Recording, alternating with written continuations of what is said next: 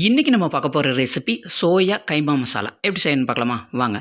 சோயாவை ஒரு 50 கிராம் எடுத்துகிட்டு இந்த மாதிரி நல்லா தண்ணியில் ஒரு 10 நிமிஷம் கொதிக்க வச்சு தண்ணியை நல்லா பிழிஞ்சிட்டு அதுக்கப்புறமா மிக்ஸி ஜாரில் சேர்த்து லைட்டாக பல்ஸ் பண்ணி எடுத்துக்கலாம்.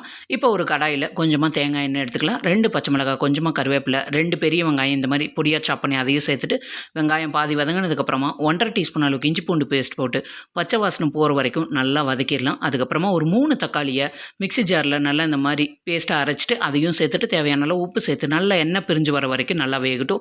அதுக்கப்புறமா 1/4 டீஸ்பூன் மஞ்சள் தூள், 1.5 டீஸ்பூன் மிளகாய் தூள், 1 டீஸ்பூன் மல்லித்தூள், 2 இன்ச் அளவுள்ள பட்டை 5 பீஸும், 3 ஏலக்காய், 3 கிராம்பு பவுடர் பண்ணி அதையும் சேர்த்துட்டு 1 நிமிஷம் ஆயிலே வதக்கி விட்டுட்டு அதுக்கப்புறம் பல்ஸ் பண்ணி வச்சிருக்கிற சோயாவையும் சேர்த்து 2 நிமிஷம் இந்த மசாலா கூட வதக்கி விட்டுறலாம். அப்புறமா 1 கப்பு தண்ணி சேர்த்துட்டு நல்லா கொதி வந்ததுக்கப்புறமா மல்லித்தலை தூவி அடுப்பை சிம்மில் வச்சு ஒரு 5 நிமிஷம் சிம்லேயே இருக்கட்டும். நல்ல எண்ணெய் பிரிஞ்சு வந்ததுக்கப்புறம் ஸ்டவ் ஆஃப் பண்ணிடுங்க. சூப்பரான சோயா கைமா மசாலா ரெடி ஆயிடுச்சு. சப்பாத்திக்கு சூப்பர் காம்பினேஷன். வீடியோ பிடிச்சிருந்தா சப்ஸ்கிரைப் பண்ணிடுங்க.